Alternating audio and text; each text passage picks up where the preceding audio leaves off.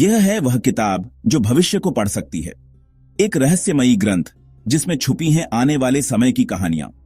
क्या आप तैयार हैं इसके पन्नों में छुपे रहस्यों को जानने के लिए? आइए शुरुआत करते हैं भविष्य पुराण से।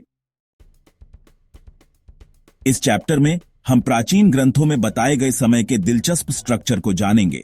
समय को अक्सर साइकिल्स में बांटा जाता है। हर एक की अपनी अहमियत और खासियतें होती हैं। इन साइकिल्स को समझने से हमें ब्रह्मांड की घटनाओं के पीछे के गहरे मतलब को समझने में मदद मिलती है। यह तो बस एक शुरुआत है और अभी बहुत कुछ जानना बाकी है।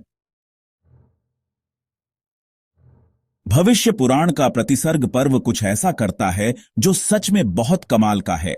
यह अपनी कहानी को भारत की भौगोलिक और सांस्कृतिक सीमाओं से आगे ले जाता है। यह दुनिया के बड़े धर्मों की कहानियों को इतिहास के अपने चक्रीय दृष्टिकोण में जोड़ने की कोशिश करता है।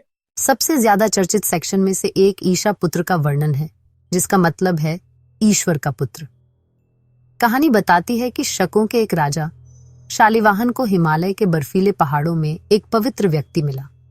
इस व्यक्ति का वर्णन गोरे रंग का, सफेद कपड़े पहने हुए किया गया था और उसने अपना परिचय ईशा पुत्र के रूप में दिया, जो एक कुंवारी से पैदा हुआ था और जो अपने धर्म को सिखाने के लिए एक विदेशी भूमि से आया था। उसने सच्चाई, प्रेम और दिल की पवित्रता स्थापित करने की बात की, लेकिन अफसोस जताया कि उसके अपने देश में उसे दुष्टों द्वारा सताया गया था। यह वर्णन सांस्कृतिक आदान प्रदान और आत्मसात का एक आकर्षक उदाहरण है। यह यीशु की कहानी को अमान्य करने की कोशिश नहीं करता है, बल्कि इसे एक जाने पहचाने हिंदू ढांचे के भीतर समझने की कोशिश करता है। उन्हें एक महान शिक्षक या एक संत के रूप में प्रस्तुत करता है। यह संदेश ऐतिहासिक सटीकता के बारे में नहीं है, बल्कि ज्ञान को पहचानने के बारे में है, जहां भी यह पाया जाता है। पुराण हमें यह बताता है कि सत्य और धार्मिकता के लिए दिव्य प्रेरणा सार्वभौमिक है। यह अलग अलग भूमियों में अलग अलग रूपों में प्रकट होती है और अलग अलग भाषाओं में बोलती है। आज हमारे लिए यह धार्मिक सहिष्णुता और आपसी सम्मान में एक गहरा सबक सिखाता है। यह हमें अपने विश्वासों में सतही मतभेदों को देखने और मानवता के सामान्य धागे और एक उच्च सत्य की साझा खोज को देखने के लिए प्रोत्साहित करता है, जो हम सभी को बांधता है। इसी तरह पुराण में एक विदेशी भूमि से एक शिक्षक, रेगिस्तान, मरुस्थल के निवासी के बारे में एक भविष्यवाणी है, जो एक शक्तिशाली धर्म स्थापित करेगा। इस आकृति को महामत कहा गया है, जो म्लेच्छ धर्म के एक उपदेशक हैं। पाठ उन्हें एक आचार्य के रूप में वर्णित करता है, जो रेगिस्तानी क्षेत्रों में रहने वाले लोगों के लिए एक आध्यात्मिक क्रांति लाएगा। इसमें ऐसी बातें भी बताई गई हैं जो पैगंबर मोहम्मद के जीवन से मिलती जुलती हैं, जैसे कि रेगिस्तान के साथ उनका जुड़ाव और स्थानीय रीति रिवाजों में सुधार में उनकी भूमिका। पाठ इसे उस क्षेत्र के लोगों के लिए एक आवश्यक विकास के रूप में चित्रित करता है, जो शिव के एक दिव्य आदेश द्वारा निर्देशित है, जो मोहम्मद को म्लेच्छों के लिए एक धर्मी मार्ग स्थापित करने के लिए कहते हैं। एक बार फिर यहां का उद्देश्य एक ऐतिहासिक रूप से सटीक जीवनी प्रदान करना नहीं है, बल्कि एक प्रमुख विश्व घटना, इस्लाम के उदय, को हिंदू दृष्टिकोण से समझना है। यह इसे एक बड़ी ब्रह्मांडीय योजना के हिस्से के रूप में तैयार करता है, एक विशिष्ट लोगों के लिए, एक विशिष्ट संदर्भ में, एक विशिष्ट धर्म। समावेशन का यह कार्य बौद्धिक रूप से उदार है। यह संघर्ष के वर्णन से बचता है और इसके बजाय ब्रह्मांडीय व्यवस्था के लिए एक विकल्प चुनता है। हमारे लिए सबक शक्तिशाली है। हम अपने विश्वासों को बनाए रख सकते हैं, जबकि दूसरों के मार्गों की वैधता और उद्देश्य को स्वीकार कर सकते हैं। यह हमें अन्य संस्कृतियों और धर्मों को खतरों के रूप में नहीं, बल्कि मानव परिवार की यात्रा के विभिन्न अभिव्यक्तियों के रूप में देखने के लिए सिखाता है। प्रत्येक समय के भव्य सामने आने वाले नाटक में एक भूमिका निभा रहा है। शासकों को म्लेच्छ कहा गया है, जो विदेशियों या वैदिक फोल्ड से बाहर के लोगों के लिए एक शब्द है। इस कठिन अवधि का नामकरण और वर्णन करके पुराण लोगों को उनके दुख को समझने का एक तरीका देता है। यह इसे एक झांत कॉस्मिक साइकिल के भीतर रखता है। यह सुझाव देता है कि यह भी एक अस्थायी चरण है जो अंततः गुजर जाएगा। आज हमारे लिए संदेश रेजिलियंस के बारे में है। यह सिखाता है कि महान उथल पुथल और नियंत्रण के स्पष्ट नुकसान के समय में भी इतिहास के बड़े पैटर्न्स को समझना शक्ति और धैर्य प्रदान कर सकता है। पुराण इस विदेशी शासन के सांस्कृतिक और सामाजिक प्रभाव को भी दर्शाता है। यह पारंपरिक धर्म के क्षरण, नई तकनीकों के परिचय और लोगों की भाषा और रीति रिवाजों में बदलाव की बात करता है। यह एक ऐसी दुनिया का वर्णन करता है जहां पुरानी हायरार्कीज उलट दी जाती हैं और कानून और प्रशासन की नई प्रणालियां लगाई जाती हैं। यह सिर्फ एक राजनीतिक टिप्पणी नहीं है, यह पहचान और आध्यात्मिक व्यवस्था के कथित नुकसान के लिए एक गहरा सांस्कृतिक विलाप है। यह टेक्स्ट सांस्कृतिक स्मृति के भंडार के रूप में कार्य करता है, जो गहरे और अक्सर दर्दनाक परिवर्तन से गुजर रहे समाज की चिंताओं को व्यक्त करता है। यह उपनिवेशीकरण के आघात का एक प्रमाण है, जैसा कि उपनिवेशित लोगों की नजर से देखा गया है।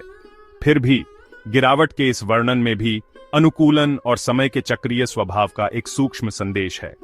पुराण के भीतर इन परिवर्तनों को दर्ज करने का कार्य ही अस्तित्व का एक कार्य है।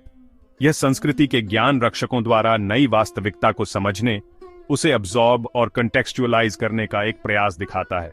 इसका तात्पर्य है कि जैसे यह म्लेच्छ शासन शुरू हुआ, वैसे ही यह भी समाप्त होगा, जो चक्र के अगले चरण का मार्ग प्रशस्त करेगा। हमारे आधुनिक जीवन के लिए यह एक शक्तिशाली अनुस्मारक है कि कोई भी स्थिति, चाहे वह कितनी भी डोमिनेंट या ओवरवेलमिंग क्यों न लगे, स्थायी नहीं है। परिवर्तन ही एकमात्र कांस्टेंट है और प्रत्येक युग अपनी अनूठी चुनौतियों और अवसरों के साथ अंततः अगले को रास्ता देता है, समय के महान चक्र के इनेक्सोरेबल मोड़ का पालन करते हुए। इस चैप्टर में हम गुरु नानक के जीवन और उनकी शिक्षाओं को देखेंगे, जो सिख धर्म के संस्थापक हैं, और एकता के उनके गहरे संदेश को समझेंगे। गुरु नानक ने पूरी इंसानियत की एकता पर जोर दिया, लोगों से मतभेदों से ऊपर उठकर एकता के रास्ते को अपनाने का आग्रह किया। उनकी शिक्षाएं लाखों लोगों को प्रेरित करती हैं, उन्हें करुणा, समानता और आध्यात्मिक एकता की ओर ले जाती हैं। आप जानते हैं, इन डिस्क्रिप्शन को आसानी से इंडस्ट्रियल रिवॉल्यूशन, टेलीफोन और रेडियो के इन्वेंशन और यहाँ तक कि कारों और हवाई जहाजों के डेवलपमेंट के रूप में इंटरप्रेट किया जा सकता है। यह वास्तव में एक ऐसी दुनिया की पिक्चर पेंट करता है जो मटेरियली एडवांस्ड है और उन तरीकों से इंटरकनेक्टेड है जो एंशिएंट माइंड के लिए अनइमेजिनेबल रहे होंगे। टेक्स्ट इसे आने वाले युग की एक की फीचर के रूप में पहचानता है। हालांकि पुराण इस मटेरियल प्रोग्रेस को एक डबल एज्ड स्वॉर्ड के रूप में प्रस्तुत करता है। जबकि यह टेक्नोलॉजी के साथ आने वाली सुविधा और शक्ति को मानता है, यह स्पिरिचुअल कॉस्ट की भी वार्निंग देता है। यह एक ऐसी दुनिया का वर्णन करता है जहां लोग इन मशीनों और उनके द्वारा प्रदान किए जाने वाले मटेरियल कंफर्ट में इतने मशगूल हो जाते हैं कि वे ह्यूमन लाइफ के पर्पस को भूल जाते हैं। धर्म कम हो जाता है, ट्रेडिशन भुला दिए जाते हैं और ह्यूमन रिलेशनशिप ट्रांसैक्शनल हो जाते हैं। वही टेक्नोलॉजीज जो लोगों को दूरियों से जोड़ती हैं, अंततः उन्हें इमोशनली और स्पिरिचुअली आइसोलेट कर देती है।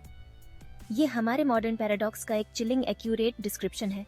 हम पहले से कहीं ज्यादा कनेक्टेड हैं, फिर भी कई लोग पहले से कहीं ज्यादा अकेला और मीनिंग से डिस्कनेक्टेड महसूस करते हैं। अंडरलाइंग मैसेज मटेरियल प्रोग्रेस को ह्यूमन प्रोग्रेस समझने के खिलाफ एक टाइमलेस कॉशन है।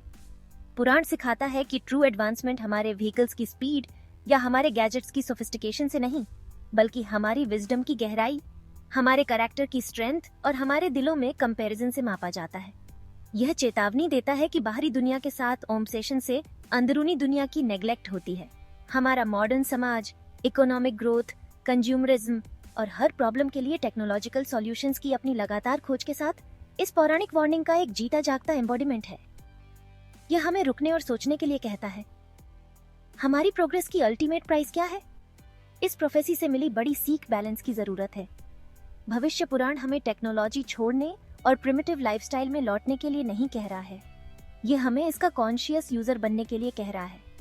यह हमें ह्यूमैनिटी की वेल बीइंग के लिए साइंस और टेक्नोलॉजी की पावर का इस्तेमाल करने के लिए कहता है, लेकिन इसे कभी भी इनर पीस, एथिकल लिविंग और स्पिरिचुअल ग्रोथ की हमारी खोज को बदलने न दें। हमें अपनी मशीनों का मास्टर होना चाहिए, न कि उनका गुलाम। यह एंशिएंट टेक्स्ट हमें एक parallel inner technology, meditation, self reflection और धर्म के प्रैक्टिस को कल्टीवेट करने के लिए इनकरेज करता है, ताकि यह सुनिश्चित हो सके कि हमारी एक्सटर्नल पावर हमेशा इनर विजडम द्वारा गाइडेड हो। अब हम कल्कि के आने से जुड़े रहस्यों को जानेंगे। उनकी आने की क्या निशानियां होंगी, प्राचीन ग्रंथ सच में क्या बताते हैं। हमारे साथ जुड़े जब हम कल्कि के आगमन के बारे में भविष्यवाणियों और छिपे हुए अर्थों को समझेंगे, और जानेंगे कि उनके आने का धर्म के भविष्य के लिए क्या मतलब हो सकता है। यह तो हमारी खोज की बस शुरुआत है।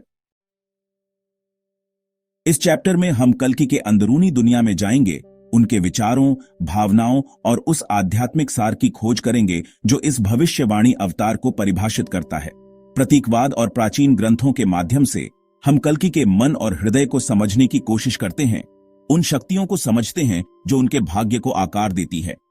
यह अंदर छिपे रहस्यों में गहराई से जाने के लिए एक जगह है। कल्कि की अंदरूनी दुनिया हमेशा से ही जिज्ञासा और अटकलों का विषय रही है, जो हमें भविष्य में होने वाले गुणों और सद्गुणों पर विचार करने के लिए प्रेरित करती है। जैसे जैसे हम अपनी खोज जारी रखेंगे और भी जानकारी सामने आएगी। इस चैप्टर में हम जानेंगे कि धर्म हमारे रोजमर्रा के जीवन को कैसे आकार देता है।